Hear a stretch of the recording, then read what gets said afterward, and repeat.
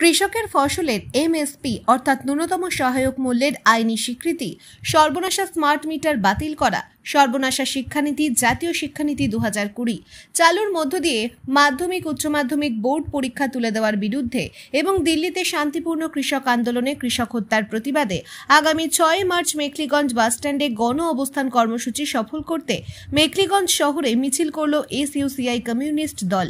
এই দিনের মিছিলে নেতৃত্ব দেন সংগঠনের মেখলিগঞ্জ লোকাল কমিটির সম্পাদক হিতেন বর্মন, রঞ্জিত কুমার রায় প্রমুখ। সর্বস্তরের সাধারণ মানুষকে গণ অবস্থানে যোগ দিতে আহ্বান জানানো হয়।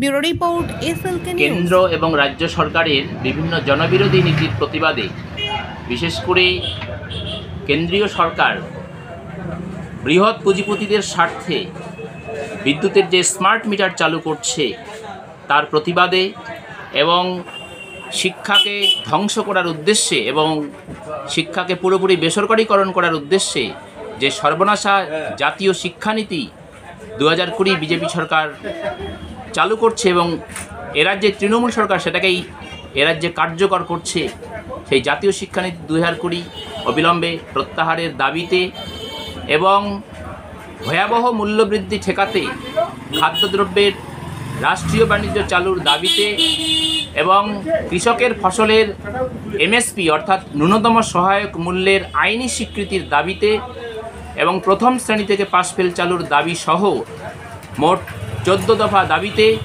আগামী বুধবার 6 মার্চ মেখলিগঞ্জ বাসস্ট্যান্ডে এসইউসিআই কমিউনিস্ট দলের ডাকে এক গণ অবস্থান কর্মসূচি পালিত হবে।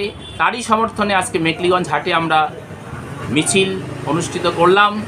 সর্বস্তরের সাধারণ মানুষের কাছে আমাদের আবেদন, আপনারা এই গণ অবস্থানে যোগদান করে গণ আন্দোলনকে শক্তিশালী করে তুলুন এবং দাঙ্গাবাজ বিজেপি, পুঁজিপতিদের স্বার্থ রক্ষাকারী দল বিজেপি, তাকে পরাস্ত করুন।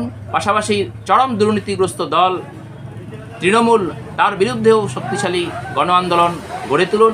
পাশাপাশি সন্দেশখালীর ঘটনায় যে অভিযুক্ত তৃণমূলের দুষ্কৃতী, তাদেরও কঠোর শাস্তির দাবিতে আমরা আজকে এই মিছিল সংগঠিত করলাম।